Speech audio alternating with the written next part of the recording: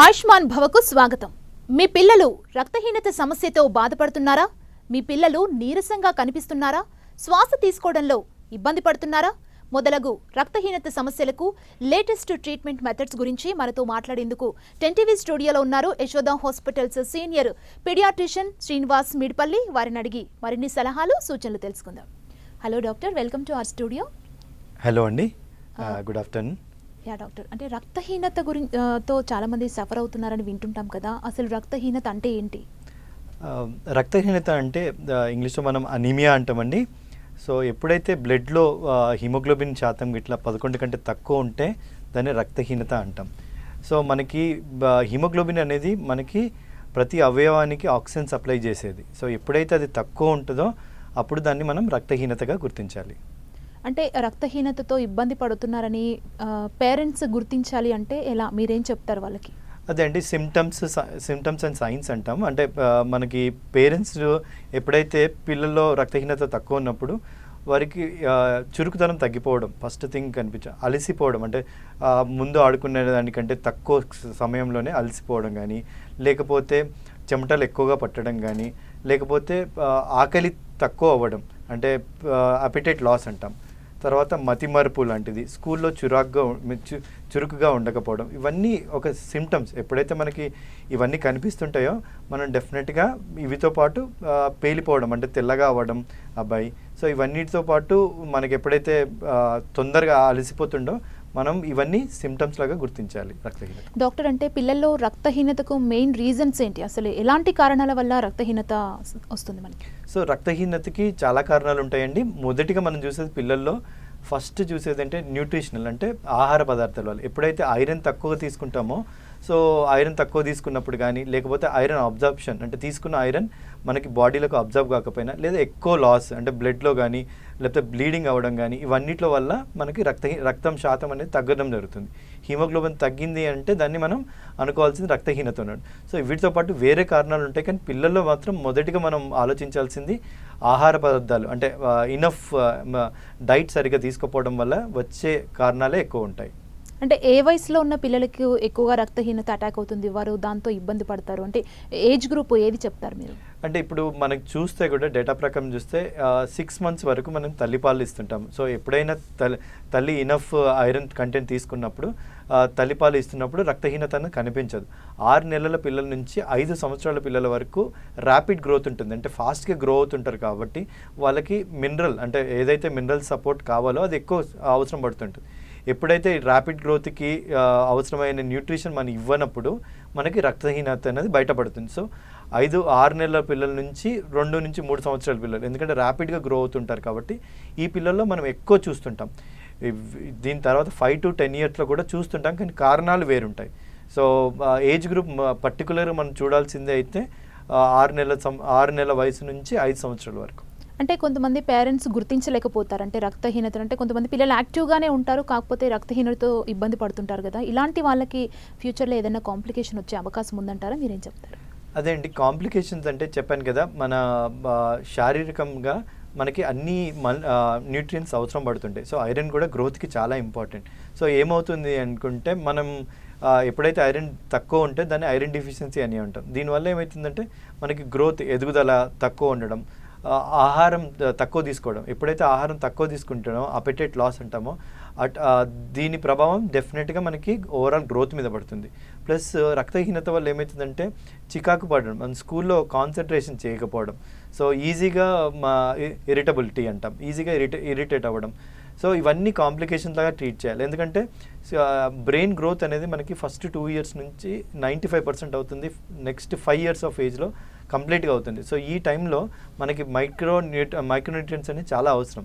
So ఈ అవసరానికి తగ్గట్టు మనం లేనప్పుడు ఏమవుతుందంటే ఇవన్నీ కాంప్లికేషన్, అంటే చురుగ్గా ఉండకపోవడం, స్కూల్లో సరిగ్గా చదవకపోవడం, ఇవన్నీ మనం చూస్తుంటాం.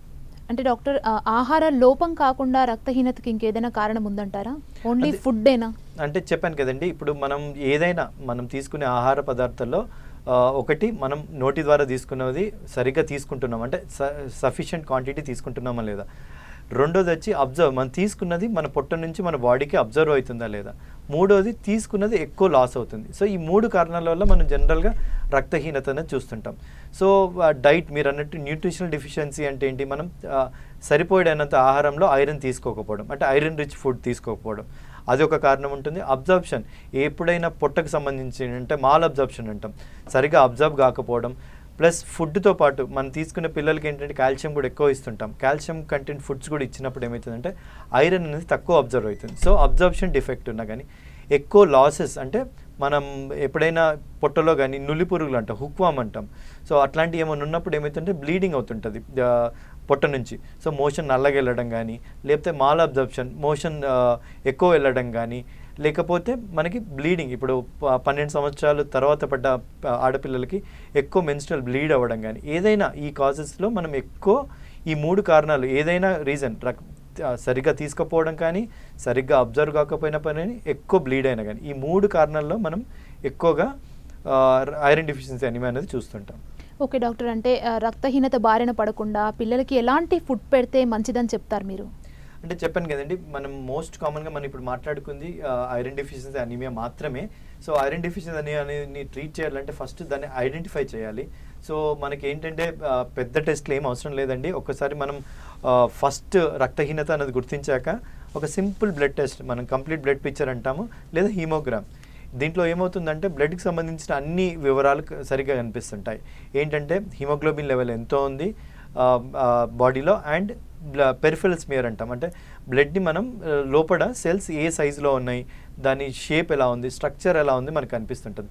సో ఈ 3 ఈ సింపుల్ టెస్ట్ చేయించుకుంటే మనకు అర్థమయ్యేది ఏంటంటే ఎలాంటి టైప్ ఆఫ్ అనీమియా ఉందని. ఒకవేళ ఐరన్ డెఫిషియన్సీ అనీమియా ఉందంటే ఐరన్ సంబంధించిన పరీక్షలు పంపించుకున్నాక అవి లో ఉంటే మనం ఐరన్ సంబంధించిన ట్రీట్మెంట్ స్టార్ట్ చేయాలి. అండ్ డాక్టర్, అనీమియా గురించి ఈరోజు మాట్లాడుతున్నాం, అంటే తలసేమియాతో కూడా చాలామంది పిల్లలు ఇబ్బంది పడుతుంటారు, మనం చూస్తూనే ఉంటాం. అసలు తలసేమియా గురించి మీరు ఏం చెప్తారు? అంటే చెప్పాను కదండి, ఇప్పుడు అనీమియా అనేది ఒక బ్రాడ్ టర్మ్ అండి. అనీమియాకి కాజెస్ చాలా ఉంటాయి, అందులో తలసీమియా అనేది ఒక కాజ్. తలసీమియా అంటే బ్లడ్కి సంబంధించిన డిజార్డర్. ఏమైతే అది జన్యుపరమైన డిజార్డర్. తల్లిదండ్రులకు గిట్ల తలసీమియా ఉంటుంది, పిల్లలకి వచ్చే ఛాన్స్ ఎక్కువ ఉంటుంది. దాంట్లో ఏమవుతుందంటే ఆర్బీసీ, ఏదైతే ఎర్ర రక్త కణం ఉంటుందో అది ఈజీగా బ్రేక్ అవుతూ ఉంటుంది. సో ఆ ఈజీగా బ్రేక్ అవ్వడం వల్ల ఏమవుతుందంటే హిమోగ్లోబిన్ శాతం అనేది చాలా తగ్గుతూ ఉంటుంది. సో ఎలా గుర్తించాలి? జనరల్గా ఏంటంటే ఇది మనకి 3 రకాలు ఉంటుంది తలసీమియా. తలసీమియా మేజర్ అంటాము, ఇంటర్మీడియట్ అంటాము, మైనర్ అంటాం. అంటే ఈ పేర్లు ఎందుకు వచ్చాయంటే మేజర్ అంటే చాలా సివియర్, ఇంటర్మీడియట్ అంటే అప్పుడప్పుడు మనకి బ్లడ్ ఇవ్వాల్సిన అవసరం పడుతుంది, మైనర్ అంటే చాలా తక్కువ. సో ఎప్పుడైతే తలసీమియాని ఎలా గుర్తించాలంటే 6 నెలల నుంచి స్టార్ట్ అవుతుందండి ఇది. ఒకవేళ మనం ఈ టెస్ట్ చేయించుకున్నాక కూడా ఐరన్ సప్లిమెంట్స్, నేను చెప్పినట్టు ఐరన్ సప్లిమెంట్స్ ఇస్తున్నా కూడా ఇంప్రూవ్మెంట్ లేకుండా పొట్టు పోవడం, ఎందుకంటే తలసీమియాలో మనకి ఆర్గనోమెగలీ చూస్తాం, అంటే స్ప్లీన్ వాపు కానీ లివర్ వాపు కానీ చూస్తూ ఉంటాం. సో ఇవి రెండింటితో పాటు మనం ఇచ్చే ఐరన్ సప్లిమెంట్లతోటి కూడా హిమోగ్లోబిన్ అంటే పెరగట్లేనప్పుడు కంపల్సరీ మనం తలసీమియా సంబంధించి టెస్ట్ చేయించుకోవాలి. ఓకే, తలసేమియాకి సంబంధించి చికిత్సా విధానం అంటే ఎక్కువ రోజులు చికిత్స చేయాల్సి ఉంటుంది కదా, దీనికి సంబంధించి మీరేం చెప్తారు? అంటే చెప్పాను కదా, ఇది తలసీమియా అనేది జన్యుపరమైనది అండి. మనకి ఆ ఆర్బీసీ స్ట్రక్చర్ అనేది సరిగా ఫామ్ కాదు కాబట్టి ఏమవుతుందంటే బ్రేక్ అవుతుంటుంది. సో దీనికి ఓన్లీ ట్రీట్మెంట్ ఏంటంటే ఎప్పుడు మనం ఏంటంటే ట్రాన్స్ఫ్యూజన్ ఇస్తుండాలి. చెప్పండి, ఒక హిమోగ్లోబిన్ అనేది 11 కంటే ఎక్కువ ఉన్నప్పుడు మనకి బేబీ అనే ఎదుగుదల మంచిగా ఉంటుంది. తలసీమియా వల్ల ఏమవుతుంది అంటే మనకి హిమోగ్లోబిన్ తక్కువ ఉండడం వల్ల ఎదుగుదల లోపం కానీ దాని ఎఫెక్ట్ వేరే ఆర్గన్స్ మీద పడుతుంది. సో మనం అది మెయింటైన్ చేయడానికి ప్రతి నెలలో అంటే 20 నుంచి 30 రోజుల్లో ఒకసారైనా బ్లడ్ ఇవ్వాల్సిన అవసరం ఉంటుంది. అది మనకి 7 నెలల 8 నెలల నుంచి స్టార్ట్ అవుతుండేది. ఇంకా మనకి ట్రీట్మెంట్ అంటూ అదే కంటిన్యూ చేయాల్సి వస్తుంది. ఒకసారి మనం బ్లడ్ ట్రాన్స్ఫ్యూజన్ స్టార్ట్ చేసినాక ఎక్కువ బ్లడ్ ఇస్తుంటాం కాబట్టి ఐరన్కి సంబంధించి స్టోర్ కూడా పెరుగుతుంటుంది. ఇది కంప్లీట్లీ ఐరన్ డెఫిషియన్సీకి ఆపోజిట్ అన్నట్టు. సో దీనికోసం ఏం చేయాలంటే ఐరన్ తగ్గించుకోవడానికి మనం మందులు వాడాల్సి వస్తుంటుంది. సో తలసీమియాని గుర్తించాల్సిన అవసరం ఎక్కువ ఉంటుంది, ఎందుకంటే దాన్ని గుర్తించినాక మనం రెగ్యులర్గా ట్రాన్స్ఫ్యూజన్ తర్వాత ఐరన్ తగ్గించుకోవడానికి మందులు కూడా వాడాల్సి వస్తుంది. అంటే తలసేమియాని ఎలా గుర్తించాలి ముందుగా? అంటే చాలామంది పేరెంట్స్కి తలసేమియా గురించి ఐడియా ఉండకపోవచ్చు. సో మీరేం చెప్తారు? అంటే ఎలాంటి సిమ్టమ్స్ ఉంటాయి తలసేమియా అటాక్ అయితే? అదే చెప్పాను కదా, ఒక్కసారి మనం అనీమియా ఎప్పుడైతే మనకి ఒక 6 నెలల నుంచి పిల్లాడికి ఇట్లా తను ముందులాగా ఉండట్లేకపోతున్నాడు, ఆయాసపడుతున్నాడు, ఏ పని చేసినా కాన్సన్ట్రేషన్ చేయలేకపోతున్నాడు, లేకపోతే ఇబ్బంది పడుతున్నాడు, లేకపోతే పొట్ట వాపు ఉంది, ఇలాంటివి ఏమైనా ఉన్నప్పుడు మనం ఒక పెరిఫెరల్ స్మియర్ అంటే సింపుల్ బ్లడ్ పిక్చర్ అంటాం మనం దాన్ని. సో బ్లడ్ పిక్చర్ చేయించుకున్నప్పుడు దాంట్లోకి ఇట్లా హిమోగ్లోబిన్ తక్కువ ఉన్నా కానీ, లేకపోతే పెరిఫెరల్ స్మియర్లో ఇట్లా షేప్ చేంజ్ ఉన్నప్పుడు మనం ఎలక్ట్రోఫోరెసిస్ అనే టెస్ట్ పంపిస్తాం. హెచ్బి ఎలక్ట్రోఫోరెసిస్ చేసుకుంటే దాంట్లో మనకి ఏ టైప్ ఆఫ్ హిమోగ్లోబిన్ ప్రొడ్యూస్ అవుతుందో చూపిస్తుంది. దాన్ని బట్టి మనం తలసేమియాని గుర్తించవచ్చు. ఓకే డాక్టర్, అంటే పిల్లల్లో బ్లడ్ క్యాన్సర్ని కూడా మనం చూస్తుంటాం కదా, మీరేం చెబుతారు దానికి సంబంధించి, కిడ్స్లో క్యాన్సర్కి సంబంధించి? అంటే చెప్పాను కదండి, ఇప్పుడు ఇవన్నీ ఒకటే ఎంటిటీ. మనం ఇప్పుడు మాట్లాడుకున్న హిమోగ్లోబిన్ కానీ, లేకపోతే ఐరన్ డిఫిషియన్సీ అనిమియా కానీ, వేరే న్యూట్రిషనల్ అనిమియా, మెగలోబ్లాస్టిక్ అనిమియా కానీ, లేకపోతే ఫోలిక్ యాసిడ్ ఏదైతే విటమిన్ B12 ఫోలిక్ అని మైక్రోన్యూట్రియంట్స్ దాని డిఫిషియన్సీలో అనిమియా చూస్తుంటాం. సో ఇవన్నీ మనం ఏంటంటే పిల్లల్లో చూస్తాం. దాంతో పాటు మనం కొన్నిసార్లు చూసేది ఏంటంటే లుకేమియాస్ అంటాం, అంటే బ్లడ్ క్యాన్సర్స్. అవి ఎప్పుడు మనం అనుకోవాలి అంటే ఫస్ట్ ఎప్పుడైతే మనం పిల్లాడు అనీమియా ఒకటే హిమోగ్లోబిన్ ఒకటే కాకుండా ఫ్రీక్వెంట్గా ఇన్ఫెక్షన్స్ అంటే ఫ్రీక్వెంట్గా తనకు జలుబు చేయడం కానీ, స్కిన్ ఇన్ఫెక్షన్స్ రావడం కానీ, లేకపోతే ఊరికే బ్లీడ్ అవ్వడం, ప్లేట్లెట్స్ కూడా తగ్గుతుంటాయి. సో అనీమియా మనం లుకేమియా అని ఆలోచించాల్సినప్పుడు 3 సెల్ లైన్స్ మన బాడీలో తెల్ల రక్త కణాలు, ఎర్ర రక్త కణాలు, ప్లేట్లెట్స్ ఉంటాయి. ఈ 3 తగ్గినప్పుడు ఫస్ట్ మనం ఆలోచించాల్సింది ఏంటంటే ఏమైనా బాబుకి లోపల క్యాన్సర్కి సంబంధించిన ప్రాబ్లం ఉందా లేదా. సో దానికోసం మనం ఏంటంటే బొక్క పరీక్ష చేసుకుంటామండి. దాంట్లో మనం బోన్ మ్యారో అంటాం. ఆ పరీక్ష చేయించుకొని దాంట్లో సెల్స్ చూసి ఏమన్నా క్యాన్సర్కి సంబంధించిన టెస్టులు ఉన్నాయో చూపించుకునే అవసరం ఉంది. అంటే బ్లడ్ క్యాన్సర్ అనగానే బేసిక్గా తల్లిదండ్రులు భయపడుతుంటారు, అంటే క్యాన్సర్ అనే వర్డ్కి చాలామంది టెన్షన్ పడుతుంటారు కదా, మీరేం చెప్తారు అలాంటి వారికి సంబంధించి? అదే అండి, బ్లడ్ క్యాన్సర్లో చాలా టైప్స్ ఉంటాయండి. అందులో లుకేమియాస్, అక్యూట్ లుకేమియాస్ అంటాము, క్రానిక్ లుకేమియాస్ అంటాం. జనరల్గా పిల్లల్లో చూసేది మనం అక్యూట్ లుకేమియాస్, ALL అంటాం, అక్యూట్ లింఫోబ్లాస్టిక్ ల్యూకేమియా. అది మనం త్వరగా గుర్తించి స్ప్రెడ్ కానప్పుడు, అంటే వేరే వాళ్ళకి బ్రెయిన్కి కానీ, వేరే కిడ్నీ వారికి స్ప్రెడ్ కానప్పుడు, బోన్కి కానీ స్ప్రెడ్ కానప్పుడు గుర్తించినప్పుడు మనకి ఏంటంటే ట్రీట్మెంట్ ఎర్లీగా స్టార్ట్ చేయాల్సిన అవసరం ఉంటుంది. సో ఆ ఎర్లీగా స్టార్ట్ చేసినప్పుడు ఒక కోర్స్ ఆఫ్ 2 to 3 months తీసుకున్నాక మనకి రిజల్ట్స్ అనేది బెటర్ ఉంటాయి. ఎందుకంటే 2 to 10 yearsలో ఇది క్యాన్సర్ మనం చాలా పిల్లల్లో చూస్తాము. ట్రీట్మెంట్కి 95% వరకు కోలుకుంటారు and it is a treatable disease. So కంగారు పడాల్సింది ఏం లేదు. మనకి ఎప్పుడైనా డౌట్ అనిపించింది అంటే ఒక సింపుల్ బ్లడ్ పిక్చర్, అంటే చెప్పాను కదా కంప్లీట్ బ్లడ్ పిక్చర్ అంటాం, ఆ బ్లడ్ పిక్చర్ చేయించుకుంటే మనకు ఒక అవగాహన వస్తుంది. దాన్ని బట్టి డాక్టర్కి సంప్రదించండి, డెఫినెట్గా డయాగ్నోసిస్ అనేది చేస్తారు. ఓకే డాక్టర్, అంటే రక్తహీనతకు సంబంధించి ట్రీట్మెంట్ విధానం ఎలా ఉంటుంది? అదే ఇప్పుడు మనం ఇప్పుడు 3 టాపిక్స్ మాట్లాడుకున్నట్టు ఐరన్ డిఫిషియన్సీ అంటే న్యూట్రిషనల్ ఒక టైప్ ఆఫ్ ట్రీట్మెంట్ ఉంటుంది, తలసీమియాకి ఒక ట్రీట్మెంట్ ఉంటుంది అండ్ క్యాన్సర్కి ఒక ట్రీట్మెంట్ ఉంటుంది.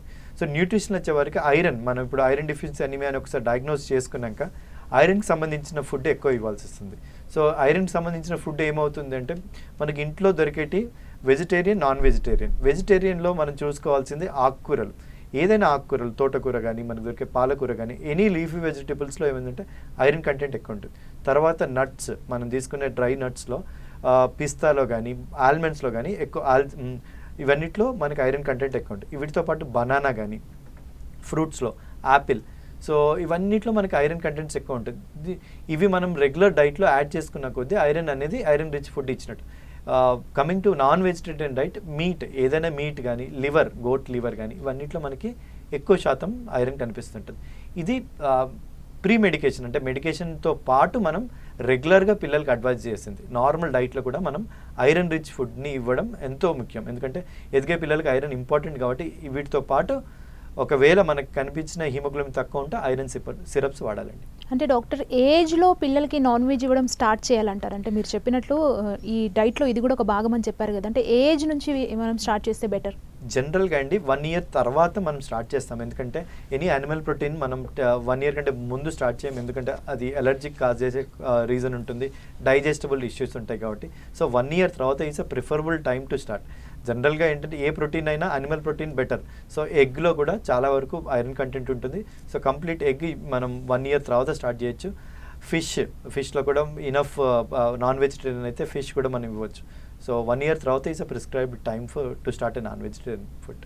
ఓకే, అంటే ఇప్పుడు మనం రక్తహీనత గురించి మాట్లాడుకున్నాం, అంటే రక్తహీనతకు సంబంధించి కొన్ని సిమ్టమ్స్ చెప్పారు. అంటే క్యాన్సర్కి సంబంధించి కూడా అంటే ఎక్కువగా ఎఫెక్ట్ అయిపోయిన తర్వాత డాక్టర్ దగ్గరికి వెళ్ళడం కంటే ముందుగానే ఎలా గుర్తించాలి పేరెంట్స్? మనం ఒకసారి చెప్పాను కదా, ఒక జనరల్గా మనకి మా దగ్గరికి వచ్చే పిల్లలు ఎలా ఉంటుందంటే మోస్ట్ ఆఫ్ ద టైం 95% పిల్లల్లో మన రక్తహీనత కారణం ఐరన్ డెఫిషియన్సీ అని ఉంటుంది ఇండియాలో కూడా. సో ఎప్పుడైతే మనం ఫస్ట్ సింపుల్ బ్లడ్ టెస్ట్ చేయించుకున్నామో, ఐరన్ సంబంధించిన టెస్టులు చేయించుకున్నామో అన్నీ నార్మల్ ఉన్నాయి. ఒకవేళ ఐరన్తో ట్రీట్మెంట్ చేసాము కానీ ఇంప్రూవ్మెంట్ లేదు, హిమోగ్లోబిన్ అనేది మనం 1 మంత్ తర్వాత, ఒక 2 మంత్స్ తర్వాత రిపీట్ చేస్తూ ఉంటాం. సో ఇంప్రూవ్మెంట్ లేదు. దాంతోపాటు ఒకవేళ అవయవాలు వాపు, నేను చెప్పినట్టు ఒకవేళ లివర్ వాపు కానీ స్ప్లీన్ వాపు కానీ కనిపించినప్పుడు డెఫినెట్గా మనం బోన్ మ్యారో టెస్ట్ చేయించుకోవాలి. ఆ బోన్ మ్యారో టెస్ట్లకి ఇట్లా అబ్నార్మల్ సెల్స్ కనిపిస్తే ఇట్లా ట్రీట్మెంట్ అనేది షూర్ చేయాలి. ఓకే డాక్టర్, అంటే కొంతమంది పిల్లలు సరిగ్గా ఫుడ్ తీసుకోరు, దానివల్ల కూడా రక్తహీనత వల్ల వాళ్ళు ఇబ్బంది పడే అవకాశం ఎక్కువగా ఉంటుంది. అంటే చాలామంది పేరెంట్స్ ఇచ్చే కంప్లైంట్ అదే కదా, అలాంటి పేరెంట్స్కి మీరు ఎలాంటి సజెషన్స్ ఇవ్వగలుగుతారు? అంటే చెప్పాను కదండి, 1 to 2 years to 2 to 5 years అనేది ఫుడ్ ఫ్యూజినెస్ అనేది పెద్ద ప్రాబ్లం. అంటే మారాన్ చేయడం, తినకపోవడం అనేది వెరీ బిగ్ ప్రాబ్లం. ఇవన్నీ విషయ సర్కిల్. అంటే ఒకసారి న్యూట్రిషన్ డెఫిషియన్సీ ఉందనుకోండి, లేదా పొట్టలో నులి పురుగులు, చాలా వరకు మనం చూసేది అంటే హుక్వామ్ అంటాం. సో నులి పురుగులు అనేది మోస్ట్ కామన్ మన ఇండియాలో. సో ఎవ్రీ 6 months మనం డీవార్మింగ్ అనేది చేయాలి. సో డీవార్మింగ్ చేయించుకున్నప్పుడు ఏంటంటే నులి పురుగుల కంటెంట్స్ అనేది పొట్టలో తగ్గినప్పుడు ఆకలి అనేది పెరుగుతుంది. సో ఆకలి పెరిగినప్పుడు మనం ఏం చేయొచ్చు అంటే ఐరన్ కంటెంట్స్ ఫుడ్ ఇవ్వచ్చు. సో ఇదంతా విషయస్ సర్కిల్. మనం ఏమంటాం, ఒకసారి ఇట్లా మైక్రోన్యూట్రియన్ డెఫిషియన్సీ ఉంటే ఆకలి తగ్గుతుంది, సో పిల్లాడు ఏం తీసుకోడు. సో మన డెఫిషియన్సీ తగ్గించుకొని డీవార్మింగ్ చేయించుకున్నాక ఆటోమేటిక్గా 5 years వరకు కొంచెం ఆరాం చేస్తుంటారు. ఎందుకంటే ఫుడ్ ఫ్యూజినెస్ అనేది వాళ్ళకి ఫుడ్ ఫోబిక్ ఉంటారు, వాళ్ళకి కావాల్సిన ఫుడ్ అందదు. సో వాళ్ళకి we have to keep changing the food. వాళ్ళకి నచ్చిన ఐటమ్స్ ఇస్తూ ఎంకరేజ్ చేస్తూ వెళ్తుంటే మనకు ఒక 5 years తర్వాత they will know about the things and they will start eating. So అప్పటి వరకు మనకి మైక్రో డెఫిషియన్సీ కనుక్కోవడం, దానికి సంబంధించిన ఫుడ్ డైట్లో ఇంక్రీజ్ చేసుకుంటే we can easily overcome through. Okay doctor, అంటే తలసేమియాతో ఇబ్బంది పడే పిల్లల్ని ఎక్కువగా చూస్తుంటాం మనం, చాలామంది దాంతో ఇబ్బంది పడుతుంది. ఎందుకంటే బ్లడ్కి సంబంధించి వాళ్ళకి ఎప్పుడు బ్లడ్ అందిస్తూ ఉండాలని వింటుంటాం కదా. అంటే యశోద హాస్పిటల్స్లో తలసేమియాకి సంబంధించి లేటెస్ట్ ట్రీట్మెంట్ విధానాలు ఏమేమి ఉన్నాయి? అంటే చెప్పానండి, తలసేమియాకి లేటెస్ట్ అంటే కంటే ఇప్పుడు ఓల్డ్గా మనం చేసే ఫిలాసఫీ ఏంటంటే ముందు నుంచి మనం బ్లడ్ ట్రాన్స్ఫ్యూజన్, ఎందుకంటే బ్లడ్ శాతం అనేది చాలా తక్కువ అవుతూ ఉంటుంది తలసేమియాలో. సో దానికి సంబంధించి ఏంటంటే ఒకవేళ మనకి బ్లడ్ శాతం తక్కువ ఉంటే అది ఇండైరెక్ట్గా ఏమవుతుందంటే అదర్ ఆర్గన్ నుంచి, అంటే ఫ్లాట్ బోన్స్ నుంచి ప్రొడ్యూస్ చేస్తుంది. సో ఫేస్కి ఇట్లా మారిపోవడం, షేప్ మారిపోవడం కానీ, ఎదుగుదల లోపం కానీ ఇవన్నీ జరుగుతుంటాయి. సో అది రాకముందే మనం గుర్తించి రెగ్యులర్గా ట్రాన్స్ఫ్యూజన్ చేసుకోవాలండి. ఎవ్రీ 21 days నుంచి 30 days. ఒకవేళ హిమోగ్లోబిన్ శాతం 10 కంటే తక్కువ ఉంటే మనం ఎప్పటికీ బ్లడ్ ట్రాన్స్ఫ్యూజన్స్ ఫ్రీక్వెంట్గా చేసుకోవాలి. ఇది చాలా ఇబ్బంది అయింది, కానీ దీనికి చాలా సపోర్టింగ్ గ్రూప్స్ ఉన్నాయి. ఎందుకంటే thalassemia is a life long problem కాబట్టి దీనికి సపోర్టింగ్ గ్రూప్స్ ఉంటాయి, పేరెంట్స్ సపోర్ట్ గ్రూప్స్ ఉంటాయి. సో వాళ్ళతో కోఆర్డినేషన్ తీసుకొని ఎవ్రీ 21 to 30 daysకి మనం ట్రాన్స్ఫ్యూజన్ ఇస్తాం. చెప్పాను కదా, ఒక్కసారి ట్రాన్స్ఫ్యూజన్ స్టార్ట్ చేసామంటే బ్లడ్ ఇస్తూ ఉంటాం కాబట్టి మనం బ్లడ్తో పాటు ఐరన్ కూడా ఇస్తుంటాం. సో ఐరన్ అనేది బాడీలో పెరుగుతుంటుంది. సో కొన్ని మనకి వేరే టెస్ట్ ఉంటాయి, ఫెరిటిన్ అని, బాడీలో ఐరన్ కంటెంట్ కొలిసడానికి. ఒక్కసారి ఐరన్ కంటెంట్ పెరిగింది అని తెలిస్తే ఐరన్కి తగ్గించుకోవడానికి కూడా మనం మందులు వాడుకోవాలి. సో ఇది రెగ్యులర్ ఫాలోఅప్, రెగ్యులర్ ట్రీట్మెంట్ తీసుకుంటుంటే మనం కంట్రోల్ చేసుకుంటే తలసేమియా పిల్లలు కూడా నార్మల్గా ఎదుగుతుంటారు, చురుగ్గా స్కూల్లో కూడా పర్ఫామ్ చేస్తుంటారు. అంటే తలసేమియా అనే ఈ వ్యాధి ద్వారా లైఫ్ లాంగ్ పిల్లలు సఫర్ అవుతూనే ఉండాలంటారా? అంటే కంట్రోల్లో ఉన్నప్పటికీ పూర్తిగా నయమయ్యే అవకాశం? అదే చెప్పాను కదా, జన్యుపరమైన ప్రాబ్లం కాబట్టి మనం ట్రీట్మెంట్ అనేది పూర్తిగా ఉండదండి. కంపల్సరీ ట్రాన్స్ఫ్యూజన్స్ అనేది తీసుకుంటూ ఉండాలి. ఎప్పుడైతే అంటే చెప్పాను, ఏదైతే మనకి కష్టపడుతుందో ఐరన్ అనేది పెరుగుతున్నప్పుడు, బ్లడ్ సెల్స్ ఎక్కువ బ్రేక్ అవుతున్నప్పుడు స్ప్లీనెక్టమీ అని చేస్తాము, ఆర్గాన్ రిమూవల్, లేదా కీలేటింగ్ ఏజెంట్స్ ట్రాన్స్ఫ్యూజన్ ఫ్రీక్వెంట్గా తీసుకోవడం. ఈ ట్రాన్స్ఫ్యూజన్ వల్ల కూడా ఇబ్బంది కలుగుతుంటుంది. ఏంటంటే ఫ్రీక్వెంట్గా ట్రాన్స్ఫ్యూజన్ ఇవ్వడం వల్ల ఏమవుతుందంటే ఇన్ఫెక్షన్స్ కూడా ఎందుకంటే ట్రాన్స్ఫ్యూజన్ వల్ల కూడా ఇన్ఫెక్షన్ వచ్చే ఛాన్స్ ఉంటుంది కాబట్టి ఆ ఇన్ఫెక్షన్ రావడం, ఆ ఇన్ఫెక్షన్ ట్రీట్మెంట్ తీసుకోవడం. సో రెగ్యులర్ ఫాలోఅప్, ఏదైతే సపోర్టింగ్ గ్రూప్స్ ఉంటాయో వాటితో ఫాలోఅప్ చేసుకుంటూ, regular thalassemia society of India ఉంది, సో దాంతో ఫాలోఅప్ చేసుకుంటూ they will be can lead normal life as other children. అంటే పిల్లల్లో బ్లడ్ క్యాన్సర్ అటాక్ అయితే అంటే తొందరగానే గుర్తిస్తే అది ఎంత సమయంలో తగ్గే అవకాశం ఉంది? లేదంటే కొంతమంది తెలియక నెగ్లెక్ట్ చేసి లాస్ట్ స్టేజ్లో హాస్పిటల్కి వస్తారు కదా, వాళ్ళలో ఈ రెండింటికి మీ కంపేర్ చేసి మీరు ఏం చెబుతారు? అదే అండి చెప్పండి, ఇప్పుడున్న టెక్నాలజీలో మనం దేనికి భయపడాల్సిన అవసరం లేదండి. తల్లిదండ్రులుగా ముఖ్యంగా చెప్తున్నాను, ఏదైనా మనం డయాగ్నోస్ చేసుకుంటే ఎంత త్వరగా డయాగ్నోస్ చేసుకుంటే అంత త్వరగా మనం ట్రీట్మెంట్ ఇవ్వచ్చు. సో బ్లడ్ క్యాన్సర్ అనేది చెప్పాను కదా, సింపుల్ టెస్ట్లతోటి మనం ఒక సిబిపి ఆర్ మన బోన్ మ్యారో టెస్ట్ తోటి మనం డయాగ్నోస్ చేసుకోవచ్చు. ఒకసారి డయాగ్నోస్ చేసుకున్నాక దానికి సంబంధించిన ట్రీట్మెంట్ 1 month నుంచి 2 months వరకు based on the stage of the disease తీసుకున్నాక ఇంప్రూవ్మెంట్ అనేది చాలా వరకు చూస్తుంటాం. కొన్ని టైప్ ఆఫ్ క్యాన్సర్స్ కొంచెం సీరియస్ ఉంటాయి, దానికి మందులు వాడడం కూడా కొంచెం కష్టపడుతుంటాయి. సో మనం మోస్ట్ కామన్ ముందు ట్రీట్ చేసుకొని రేర్ దానికి కొంచెం ఎక్కువ కష్టపడాల్సి వస్తుంది. సో ఓవరాల్గా అయితే ఎర్లీగా డిటెక్ట్ చేస్తే ఏ టైప్ ఆఫ్ క్యాన్సర్, ఇదే అని కాదండి, ఏ టైప్ ఆఫ్ క్యాన్సర్ అయినా ఎర్లీగా ముందే అవయవాలకి స్ప్రెడ్ కాకముందే మనం గుర్తించేదైతే డెఫినెట్గా మనం క్యూర్ అనేది ఈజీగా ఉంటుంది. అంటే డాక్టర్, పిల్లల్లో వచ్చే బ్లడ్ క్యాన్సర్కి ట్రీట్మెంట్ చేశాక క్యూర్ అయిన తర్వాత మళ్ళీ అటాక్ అయ్యే ఛాన్స్ ఏదైనా ఉంటుందా ఫ్యూచర్లో వాళ్ళు పెరిగే కొద్దీ? అదే చెప్తున్నానంటే అవి ఉండే ఛాన్స్ ఉంటుంది, కానీ మనం డెఫినెట్గా వస్తుందా అని చెప్పడానికి లేదు, కానీ రికరెన్స్ అయ్యే ఛాన్స్ ఉంటుంది. ఒక్కసారి మనకి ఒక బ్లడ్ క్యాన్సర్ వచ్చింది అని డయాగ్నోస్ అయినాక కొంచెం మనం వేరే చైల్డ్ కంటే ఈ చైల్డ్ని కొంచెం ప్రెషియస్ చూసుకోవాలి. తనకి ఎప్పుడన్నా సిమ్టమ్ అనిపించినా, ఏ కష్టం అనిపించినా కానీ, రక్తహీనత అనిపిస్తున్నప్పుడు ఇమీడియట్గా మళ్ళీ టెస్టులు చేయించుకోవడం, మళ్ళీ దాన్ని సంబంధించి గుర్తించడం, ట్రీట్మెంట్ తీసుకోవడం. ఎందుకంటే కంపారిటివ్ నార్మల్ చైల్డ్ ఈ చైల్డ్కి వచ్చే ఛాన్స్ రికరెన్స్ అనేది ఉంటుంది, కానీ దాని శాతం తక్కువనే. ఇప్పుడు నేను చెప్పాను కదా, డిఫరెంట్ టైప్స్ ఆఫ్ క్యాన్సర్స్ ఉంటాయి. సపోజ్ అక్యూట్ లింఫోబ్లాస్టిక్ ల్యూకేమియా అనేది చాలా తక్కువ, మిగతా ఏఎంఎల్ అట్లాంటి దాంట్లో రికరెన్స్ ఎక్కువ ఉంటుంది. సో ఒకసారి మనం గుర్తించినాక దాన్ని ఎప్పుడెప్పుడు ఫాలోఅప్ చేసుకోవాలో చెప్తాము. దాన్ని బట్టి మనం రెగ్యులర్ ఫాలోఅప్ ఉంటే కంగారు పడాల్సిన అవసరం లేదు. అంటే డాక్టర్, కొంతమంది పిల్లలు నార్మల్గానే వారికి ఫీవర్ వచ్చేస్తూ ఉంటుంది, తగ్గిపోతుంటుంది, ఊరికే అనారోగ్యం పాలవుతూ ఉంటారు కదా, ఇలాంటి వారికి రక్తహీనత ఉండే అవకాశం ఏదైనా ఉందంటారా? మీరేం చెప్తారు? అదే అండి, చెప్పాను కదా, ఇదంతా మనం రక్తహీనత అంటే పౌష్టికాహారం అంటే సరిపోయిన ఆహారం తీసుకోరు కాబట్టి మనకి ఐరన్ డెఫిషియన్సీ అనిమియా ఉంటుంది. దీంతోపాటు ఏంటి, మిగతా మైక్రోన్యూట్రియన్స్ కూడా తీసుకోరు కాబట్టి పిల్లలకి నార్మల్గా కూడా ఏమైతుందంటే ఇన్ఫెక్షన్స్ టెండెన్సీ ఎక్కువ ఉంటుంది. సో దానివల్ల ఏంటంటే కోరిలేషన్, ఒకవేళ ఇన్ఫెక్షన్ ఎక్కువ ఉన్న పిల్లలకి ఆహారం తక్కువ తీసుకోవడం, రెగ్యులర్గా ఇన్ఫెక్ట్ అవుతుంది, రెగ్యులర్గా కాఫ్ కోల్డ్ వస్తుంది అనుకున్నప్పుడు ఆహారం తక్కువ తీసుకుంటారు. ఆహారం తక్కువ తీసుకున్నప్పుడు ఆటోమేటిక్గా ఐరన్ తగ్గుతుంది. ఇవి రెండు విషయ సర్కిల్. అంటే ఇన్ఫెక్షన్, మాల్ న్యూట్రిషన్ అనేది కామన్ అనండి. ఒకసారి ఇన్ఫెక్షన్ వచ్చిందంటే ఆహారం తక్కువ తీసుకుంటారు, న్యూట్రిషన్ డెఫిషియన్సీ వస్తుంది. న్యూట్రిషన్ డెఫిషియన్సీ తక్కువ ఉందంటే ఇన్ఫెక్షన్కి గురవుతారు. సో ఇవి రెండు గుర్తించాలి. ఎప్పుడైతే రక్తహీనత అనిపించింది అనుకోండి, ఫ్రీక్వెంట్గా ఇన్ఫెక్షన్ బారి పడుతుందంటే డాక్టర్ని సంప్రదించాలి. Blood test, minimal basic tension, ఒక చిన్న బ్లడ్ టెస్ట్ తోటి మనం రక్తహీనతను గుర్తించవచ్చు, దాని కారణాలు గుర్తించవచ్చు, అండ్ నెక్స్ట్ ఏం చేయాలి అంటే ఎలాంటి మందులు వాడాలి, ఏ టెస్ట్ చేయాలో ఈజీగా గుర్తించవచ్చు.